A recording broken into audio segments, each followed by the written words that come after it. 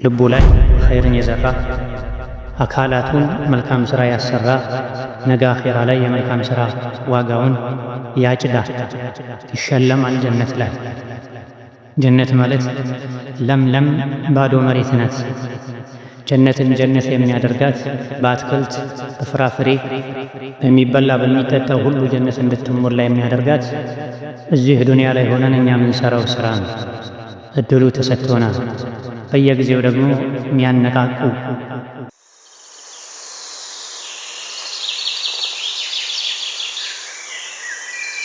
ፈስአሉ አህለ ዚክሪ ኢን ኩንቱም ላ ተዕለሙን።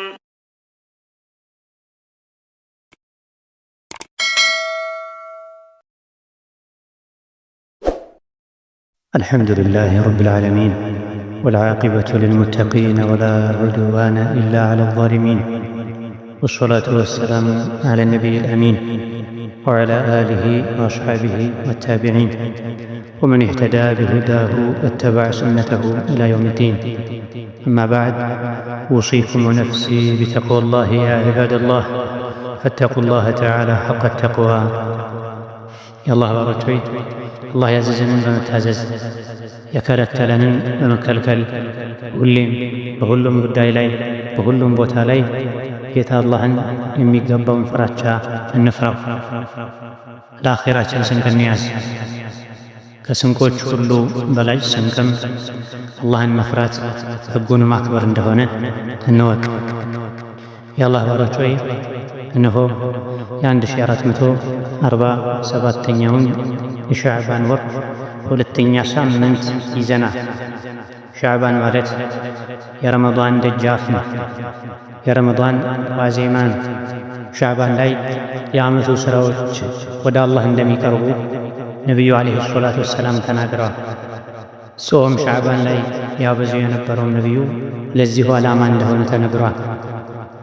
በየሳምንቱ ሰኞና ሐሙስ ላይ ሥራዎች ወደ አላህ ይቀርባሉ። በየዓመቱ ደግሞ ሻዕባን ላይ ሥራዎች ወደ አላህ ይቀርባሉ። ሰኞና ሐሙስን ለምን እንደሚጾሙ ነቢዩ ሲጠየቁ ዓለይሂ ሰላቱ ወሰላም እነዚህ ሁለት ቀኖች ሥራ ወደ አላህ የሚቀርቡባቸው ቀኖች ናቸው፣ ጾመኛ ሆኜ ሥራዬ ወደ አላህ እንዲቀርብ እፈልጋለሁ እንዳሉት ሁሉ ሻዕባንንም ጾም ያበዙ የነበረው አብዛኛውን የወሩን ቀናት ይጾሙ የነበረው ጾመኛ ሆነው ሥራቸው አላህ ዘንድ እንዲታይላቸው። ረመዳን ዝግጅት ያስፈልጋል።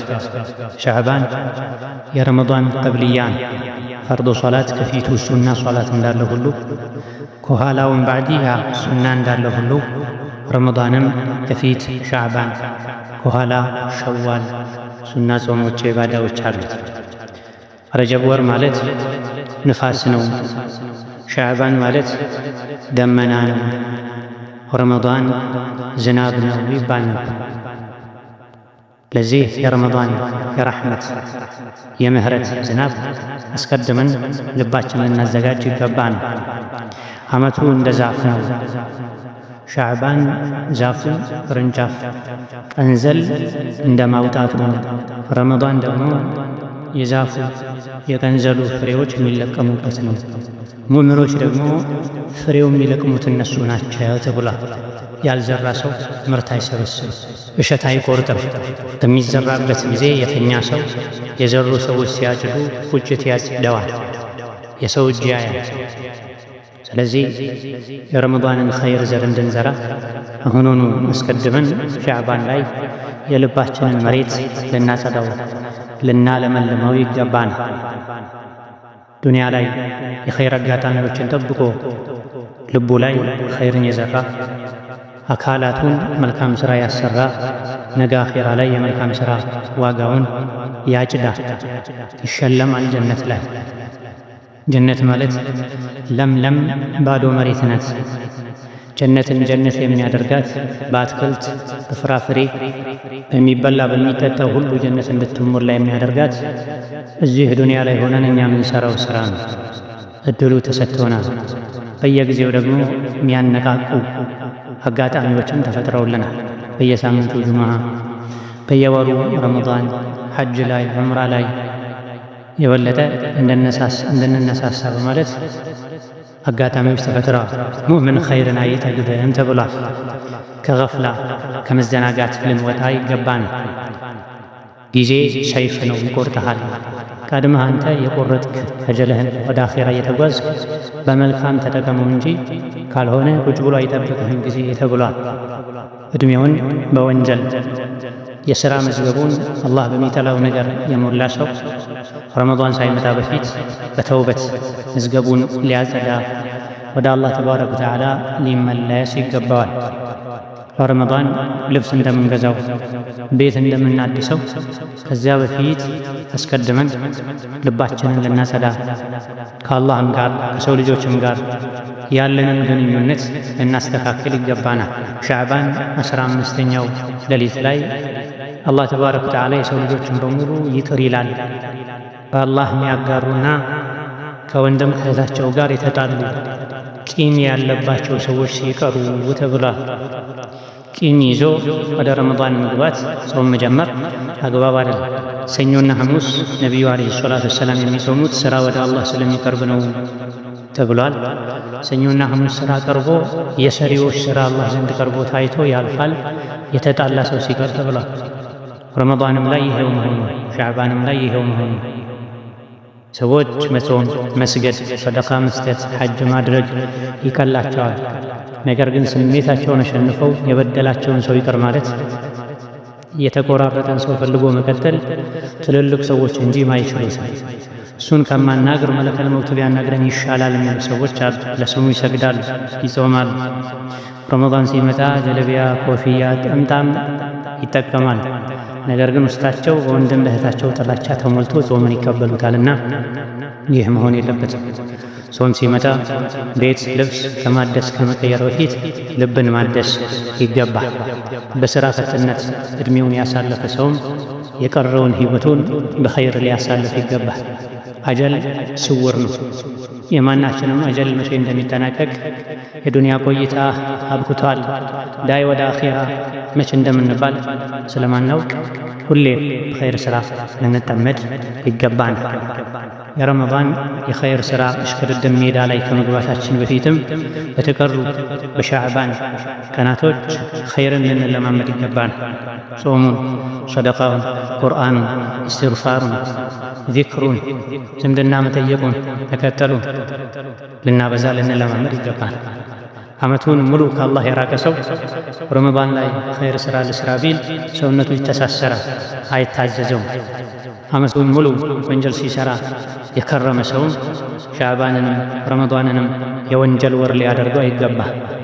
يا ذا الذي ما كفاه الذنب في رجب حتى عصى ربه في شهر شعبان لقد أضلك شهر الصوم بعدهما فلا تصيره أيضا شهر الصيام ዓመት ሙሉ ወንጀል ያልበቃ ሆይ ረጀብንም በወንጀል ያሳለፍክ ሆይ ሻዕባንም ላይ ወንጀል ስትሰራ የቆየህ እነሆ ከፊት ለፊትህ አይደለም ከወንጀል ከሐላሉ ምግብና መጠጥ መታቀብ ግዴታ የሚሆንበት ወር እየመጣ ነውና እንደ ልማድህ ረመዳንንም የወንጀል ወር አታድርገው።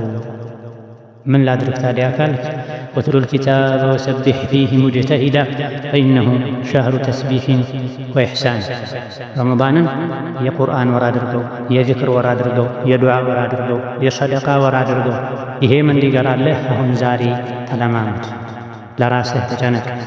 ያበላህ ያጠጣህ የምታደልበው ሰውነት አላህን ካልፈራህ ኸይር ካልሰራህበት ነገ የጀሃነም ማገዶ መሆኑ አይቀርም። ያ አዩሃ አለዚነ አመኑ ቁ አንፉሰኩም ወአህሊኩም ናራ ወቁዱሃ ናሱ ወልሒጃራ ዐለይሃ መላኢከቱን ጊላዙን ሽዳዱን ላ ያዕሱነ አላህ ማ አመረሁም ወየፍዐሉነ ማ ዩእመሩን ተብሏል። እናንተ አማኞች ሆይ አማኞች ሆይ ሙስሊሞች ሙእሚኖች ሆይ ብሎ አላህ ጠርቶ ምንድን ነው ያለው? ራሳችሁንም ልጆቻችሁን ቤተሰባችሁንም ከእሳት ጠብቁ አድኗል። አማኝም ሆኖ ተኮኖ ወደ እሳት መሄድ ሊኖር ይችላል ማለት ነው። ምን አይነት እሳት? ማገዷ ሰውና ድንጋይ ይሆናል። እኔ የጀሃነም ማገዶ እንዳልሆን ምን ማድረግ አለብኝ? አሕሚል ዐላ ጀሰዲን ተርጁ ነጃተ ለሁ ወሰውፈ ቱድረሙ አጅሳዱን ቢኒራን። እንዲድን የምትፈልገውን የሰውነት አካልህን ዛሬ ኸይር ሥራ አሰሩ። በኸይር አልፈው አድክመው በኸይር ያልደከመ አላህን ያልታዘዘ በወንጀል የታጨቀ የተሞላ ሰውነት ነገ የጀሃነም ማገዶ ይሆናል። ነገ ከነገ ወዲያ ቀጣይ ወር ቀጣይ ዓመት ላይ ይስተካከላለሁ አትበል። ከም ኩንተ ተዕሪፉ ሚመን ሷመ ፊ ሰለፊን ሚን በይኒ አህሊን ወኢኽዋኒን ወጂራኒ አፍነሁም ልመውቱ ወስተብቃከ ባዕደሁም ፈማ አቅረበ ልቃሲ ሚን ዳን። ነገ አስተካክላለሁ ቀጣይ ዓመት ላይ ይስተካከላለሁ አትበል። መተው የምትፈልገው ከአላህ የሚያጣላህን ባህሪ ስራ ዛሬውን አቁም። ምክንያቱም ባለፉት ዓመታት ስንትና ስንት ሰዎች ነበሩ ከእኛ ጋር የጾሙ ዘንድሮ የሉ። ሞተው ተቀብረዋል። ቀብራቸው ላይ ሳር በቅሏል። ቤተሰቡ እንኳ ለዚያራ ቢሄድ ቀብራቸውን ላያውቀው ይችላል። ቀጣይ ዓመት ላይ ያስተካከላለሁ ሲሉ የነበሩ ናቸው።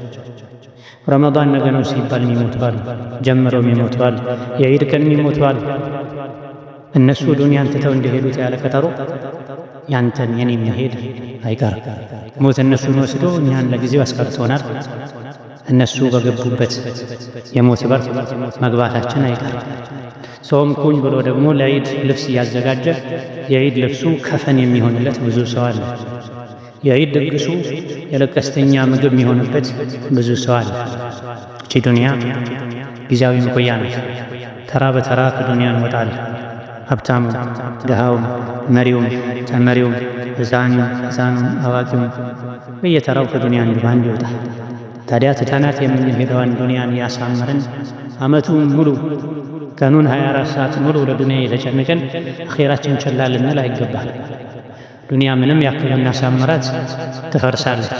ያንተ በውድ ዋጋ የገዛኸው ቤት የሆነ ሰው መቃብር ሊሆን ይችላል። ከጊዜ በኋላ ባዶ አንተም ሞተህ ልጆችህም ሞተው ዘር መንዘርህ አልቆ ያንተ ውድ ዋጋ የገዛኸው ቤት የቀብር መንደር መኖሪያ ሊሆን ይችላል። አለኝ ብለን የምንኮራበት የምንተማመንበት ነገር በሙሉ ጠፊ ነው፣ የኛ አይደለም። ወሩሑ ሚንከ ወዲዐቱን ውዲዕተሃ ሰተሩዱሃ ብረግሚ ሚንከ ወቱስለቡ። ትልቁ አለኝ ብለን የምንኮራበት ነገር ሩሓችን ነፍሳችን ናት አይደል? ነፍሳችንም አንድ ቀን ትወሰዳለች። መለከል መውት እስከነ አጋዦቹ መጥቶ ይወስዳታል። እቅድ አለኝ፣ ዓላማ አለኝ፣ ልጅ ያጠባሁ ነው፣ አራስ ነው፣ ሙሽራ ነኝ፣ አዲስ ነው ያገባሁት ብትል መለከል መውት መስሚያ የለው። አጀል ከደረሰ ይዞ ነው የሚሄደው። መቼ ነው ይሄ የሚሆነው አናውቅም። ቤት ቁጭ ብለህ ጣፋጭ ምግብህን የጎረስ በትንታ ሕይወትህ ሊያበቃ ይችላል። የምትኮራበት መኪናህን ያሽከረከርክ ሕይወትህ ሊያልፍ ይችላል። በተኛህበት ላትነሳ ትችላል። የክብር የማዕረግ ልብስህን በእጅህ የለበስከውን ድንገት እዛው ሕይወትህ አልቆ ሰዎች ሊያወልቁልህ ይችላል። እንደዚህ እኛ ሩሓችን ሁሉ ተነጥቃ ትወሰዳለች። ቀን ከሌሊት ሁሌ የምንለፋላት የምንጨነቅላት የምንሮጥላት ዱንያ ዳሩን ሐቂቀቱሃ መታዑን የዝሀቡ። ሐቂቃ እውነቱ ዱንያ የተውሱ ዕቃ ናት። ትወሰዳለች፣ ትመጣለች፣ ትሄዳለች። ዱንያ ላይ ለፍተን ደክመን የሰበሰብነው ነገር በሙሉ ቃረሞት ላይ ስንደርስ ያስጠላል፣ አይጠቅምም። የሚጠቅመው ኢማን ነው፣ መልካም ሥራ ነው። ይህን ጫኑልኝ፣ መልካም ሥራ አብራችሁ ቅበሩ፣ ከኔ ጋር በመኪና ይቅበሩኝ፣ በአዲሱ ከገሌ ሀገር ባመጣሁት ምርጡ ጨርቅ ከፍኑኝ ብትል ምንም አያደርግም። አፈር ይበላል፣ ትል ይራመድበታል። የምትጨነቅለት ገላ ምሳሌለት ሰውነትሽ ሰው ማለት ሰው በኢማን በመልካም ሥራ ተበል ሊዳሪ ላ የዱሙ ነዒሙሃ ወመሺዱሃ አማ ቀሪብን የኽረቡ። እጅጉኑ የምታስጠላ ምድር ናት ዱንያ ማለት። ዓመት 2 ዓመት 3 ዓመት ተጨንቀህ አሳምረህ የገነባኸው ቤት ነገ ይፈርሳል። ፈራሽ ናትና ዱንያ ራሱ ትተሃት ትሄዳል። ታዲያ ምንድን ነው የሚያወጣው? ወተዘወዱ ፈኢነ ኸይረ ዛዲ ተቅዋ። ስንቅ ያዙ። ስንቅ ማለት የሚያምር ቤት አይደለም፣ ትልልቅ ፍሪጅ ላይ የተቀመጠ አስቤዛ አይደለም። ስንቅ ማለት አላህን መፍራት። ለስንቅ የበለጠ የምንጨነቅበት አዋጭ ስንቅ የምንይዝበት ወር ረመዳን ነው። በረመዳን ቅድመ ዝግጅት ልናደርግ ውስጣችን ልናጠራ መልካም ገበያ ነው ብለን እያንዳንዷን ደቂቃ በአግባቡ እንጠቀም ይገባናል። ያ አዩሃ አለዚነ አመኑ ኩቲበ ዓለይኩም ሲያሙ ከማ ኩቲበ ዐለ ለዚነ ሚን ቀብሊኩም ለዐለኩም ተተቁን። ባረከላሁ ሊ ወለኩም ፊል ቁርአኒል ዐዚም ወነፈዐኒ ወኢያኩም ቢማ ፊሂ ሚነል አያቲ ወዚክሪል ሐኪም። አቁሉ ቀውሊ ሃዛ وأستغفر الله لي ولكم ولسائر المسلمين استغفروه. الحمد لله على إحسانه والشكر له على تفضله وامتنانه، وأشهد أن لا إله إلا الله وحده لا شريك له تعظيما لشانه، وأشهد أن محمدًا عبده ورسوله الداعي إلى رضوانه، صلى الله عليه وعلى آله وأصحابه وإخوانه وسلم تسليما كثيرا. أما بعد، يا الله ባሮች ሆይ ጾም የተደነገገበት ዋነኛ ዓላማ የአላህን ፍራቻ መማር፣ መለማመድን፣ መተግበር። የአላህን ፍራቻ መለማመድ፣ መተግበር በሁሉም ጉዳይ ላይ አላህን መፍራት የሚቀለን የዱንያን ምንነት ስናውቅ ተጓዥ ነኝ፣ እንግዳ ነኝ፣ ድልድይ ላይ ነው ያለበት። ወደ ምስራቅ ወደ ምዕራብ ፀሐይ ስትዞር ሊጠፋ የሚችል ጥላ ስር ነው ቁጭ ያልኩት። ዋና ቋሚ ሀገሬ መኖሪያዬ አኺራ ነው። ለአኺራዬ ለስራ ስንል ነው። ምንም ያክል በሰላም በተድላ በደስታ ብንኖር አንድ ቀን ያቺ ከዱንያ የምንወጣባት ቀን መምጣቱ አይቀርም። ጊዜው ይርዘምም ይጠር፣ አንድ ቀን ሞት አይቀርም። ሞት ሲመጣ የወለድካቸው የበዙ የሰለጠኑ በሙያ የተካኑ የምትኮራባቸው ልጆች አይጠቅሙም። ከውጭ ሀገር ያስመጣቸው ውድ ውድ ዕቃዎችህ አይጠቅሙም። ዘመናዊ ቤትህ አይጠቅምም። ወዳጅህ አይጠቅምም። የሚጠቅመው አላህ ብቻ ነው። የሚጠቅምህ ለአላህ ብለህ የሰራው ስራ ብቻ። የውመ ላ የንፈዑ ማሉን ወላ በኑን ኢላ መን አተ አላህ ቢቀልቢን ሰሊም። ረመዳን ሌሎችም የኸይር አጋጣሚዎች የሚጠቅመኝን ስራ ከልጅ ከገንዘብ ከስልጣን የበለጠ ለእኔ የሚያስፈልገኝን ስራ ምሰራበት ገበያ ነው ብለን በዚህ ልክ ልንጠቀመው ይገባል።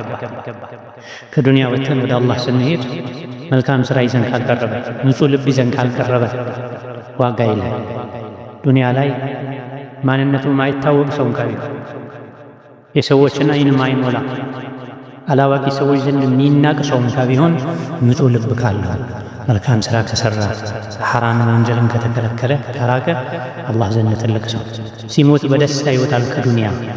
ዱንያ ላይ ምንም ያክል ቢመቸው ቢደላው ሁሉ ነገር ቢሟላለት አላህን ካልፈራ ጥሩ ስራ ካልሰራ ለአኺራ የሚሆን አስቀድሞ የሸኘው ሀብት ከሌለው ሲሞት ይጨንቃል፣ አኺራ ላይ ይዋረዳል።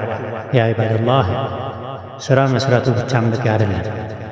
የሰሩትን ስራ መጠበቅ ያስፈልጋል። ሻዕባን ላይ ብዙ የሚጾሙ ሰዎች አሉ።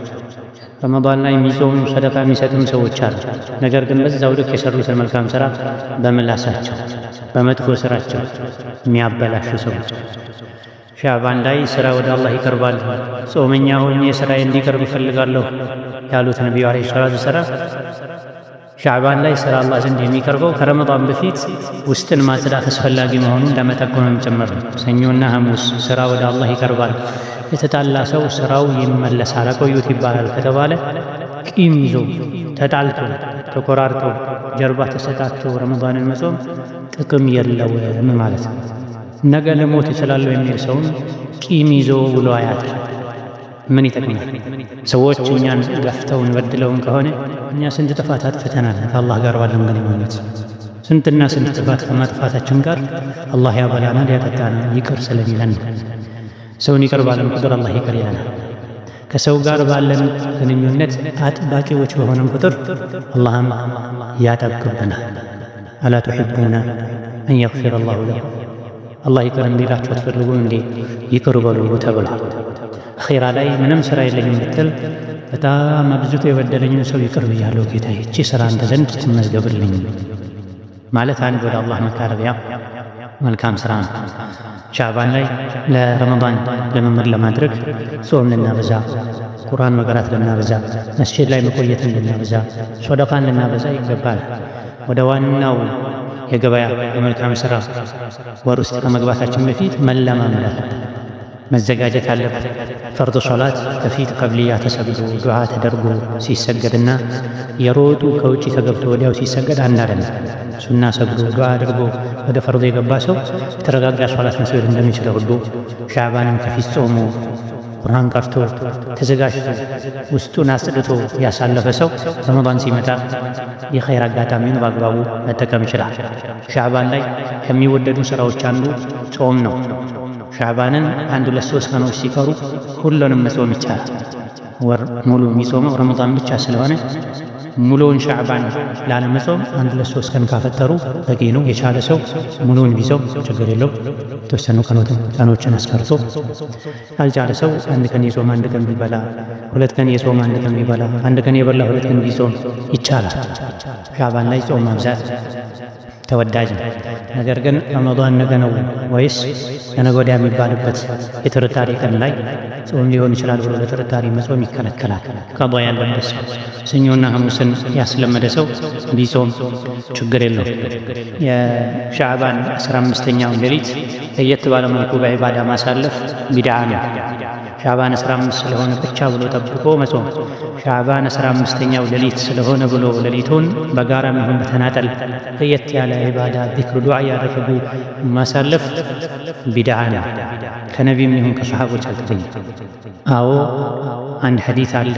ሻዕባን 15 አላህ ተባረከ ወተዓላ የሰው ልጆችን በሙሉ ይመራል ሽርክ በአላህ ያጋራ ሰውና የተጣላ ሰው ሲቀር የሚል ሐዲት አለ። ይህ ሐዲት ሰሒሕ ነው አይደለም፣ ኺላፍ አለበት። ሰሒሕ ነው እንኳ የሚለው ከሄድን ይህ ቀን የምህረት ቀን መሆኑ ብቻ ነው በሐዲቱ የተነገረው እንጂ ይህን ምህረት ታገኙ ዘንድ ሻዕባን ቀኑን ጹሙት 15ኛውን ለየት አድርጋችሁ ሌላውን ሳትጾሙ ቆይታችሁ 15ን ብቻ ጹሙ የሚል መልእክት የለው። የሻዕባን 15ኛውን ሌሊትም በዒባዳ አሳልፉ የሚል መልእክት የለውም። በዚህ ዙሪያ የሚነገሩ ሐዲቶች በሙሉ ሻዕባን 15ኛውን ሌሊት በዒባዳ ማሳለፍን በተመለከተ የሚነገሩ ሐዲቶች በሙሉ ውሸት ናቸው፣ ደካማ ናቸው። ከጊዜ በኋላ አንዳንድ ታቢዒዎች የሻዕባን 15ኛው ሌሊት ልዩ ትሩፋት እንዳለው ይናገሩ እንደነበረ ኢብኑ ረጀብ ገልጸዋል። ነገር ግን እነሱም ቢሆን ከነቢዩ ዓለይሂ ሰላቱ ወሰላም ማስረጃ አግኝተው ሳይሆን ከእስራኤልያት በሙሳ በዒሳ ዘመን ከነበሩ ሰዎች የሚነገርን አፈታሪክ እነዚህ ይዘው ነው። ከዛ በኋላ እነ ኢማሙ ማሊክ ሌሎችም የመካ የመዲና ታቢዒዎችም ጭምር አውግዘዋል። ኢማሙ ማሊክ ይሄ ቢድዓ ነው ብላ ሻዕባን 15ን ለየት አድርጎ በዒባዳ ማሳለፍ ቢድዓ ነው ብላ።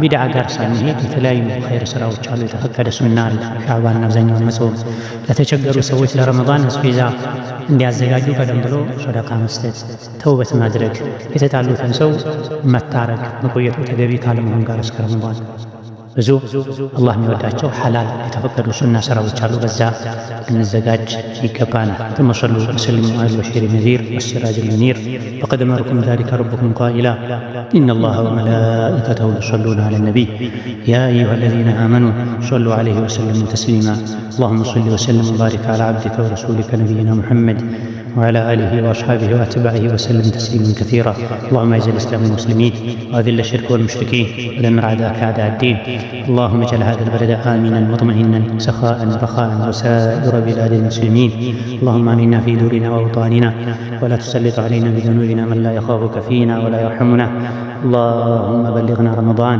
اللهم بلغنا رمضان وأعنا فيه على الصيام والقيام اللهم بلغنا رمضان وأعنا فيه على الصيام والقيام ربنا آتنا في الدنيا حسنة وفي الآخرة حسنة وقنا عذاب النار آمين والحمد لله رب العالمين.